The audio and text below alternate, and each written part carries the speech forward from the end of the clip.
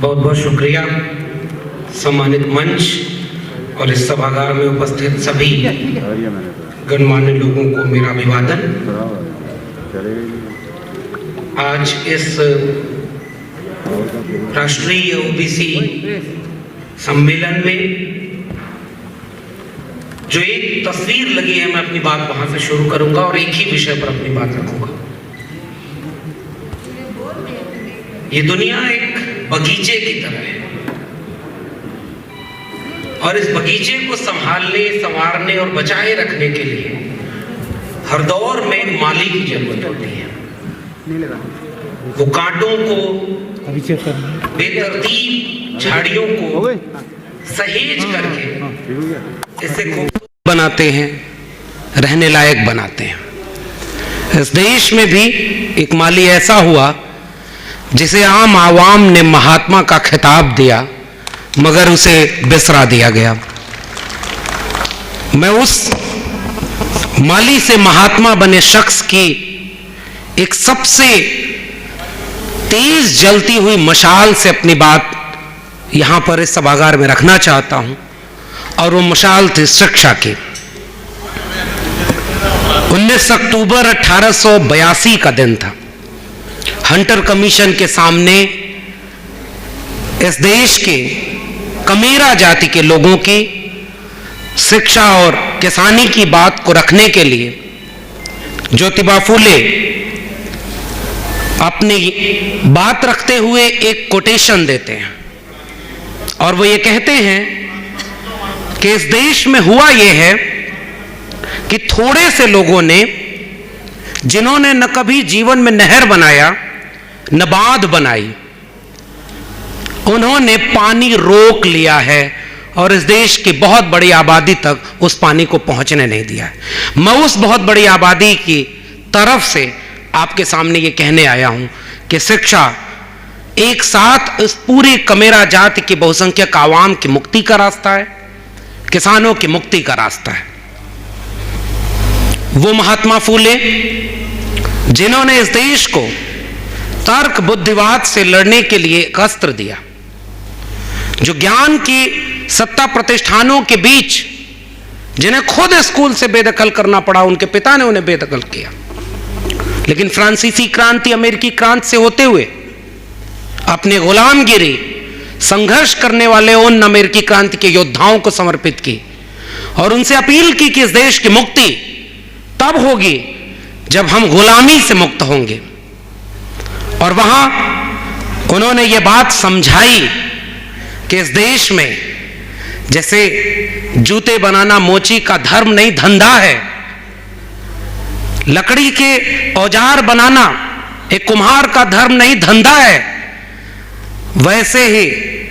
इस देश में ब्राह्मण का पुजारी बनना और अवैध रूप से दान दक्षिणा पर कब्जा करना उसका धर्म नहीं, धंधा है। ये बेबाकी उस शख्स की थी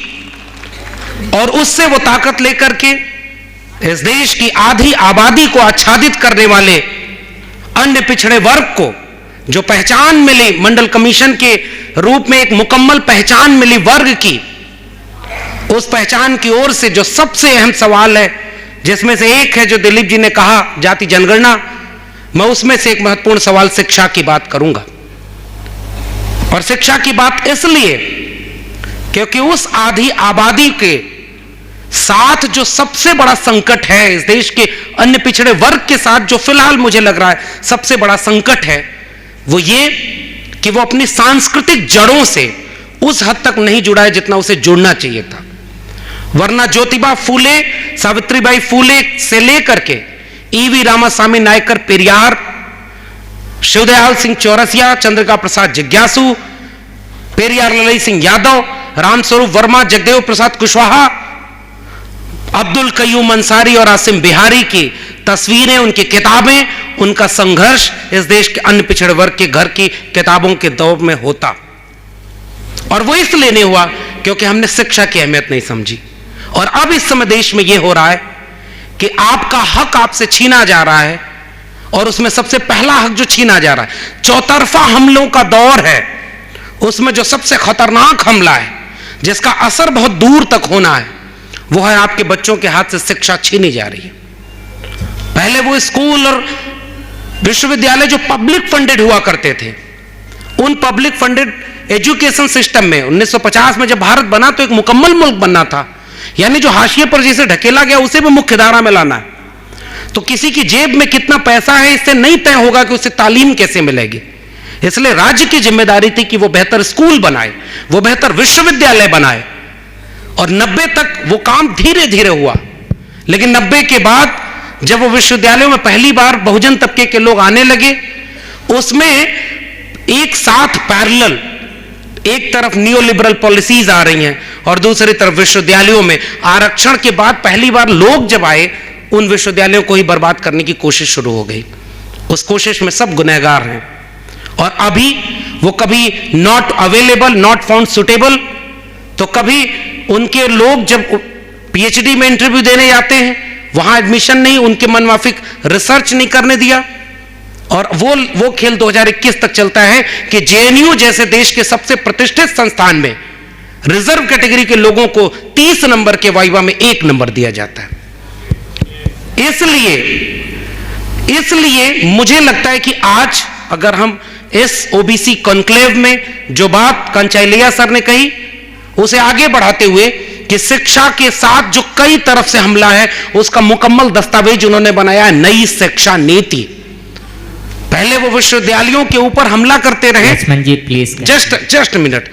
वो ये कहते रहे कि इन विश्वविद्यालयों को बदनाम करेंगे, और अब उन्होंने नई शिक्षा नीति के जरिए किया क्या है, उस पूरे शिक्षा नीति के ड्राफ्ट में एक भी शब्द आरक्षण नहीं है, और वो सारी शिक्षा को प्राइवेटाइज करना चाह रहे हैं। इसलिए मुझे लगता है कि अन्य पिछड़े वर्ग के साथ अगर हम शिक्षित करने, और वो भी मल्टीपल लेयर से शिक्षा की, फिर कभी उस पर बात होगी, क्योंकि मंच की सीमा बहुत थोड़ी सी है। जाते जाते बस यही कि इस पूरे मुहिम को शिक्षा के साथ रोजगार से जोड़ करके नए रूप में अगर सामाजिक न्याय की लड़ाई को हम परिभाषित कर पाए, जो शिक्षा और स्वास्थ्य और रोजगार की लड़ाई है, तब मुझे लगता है बेहतर होगा। और एक सुझाव कि अगर राष्ट्रीय ओबीसी सम्मेलन है तो पसमानदा आवाजों को भी हमें इसमें शामिल रखना चाहिए,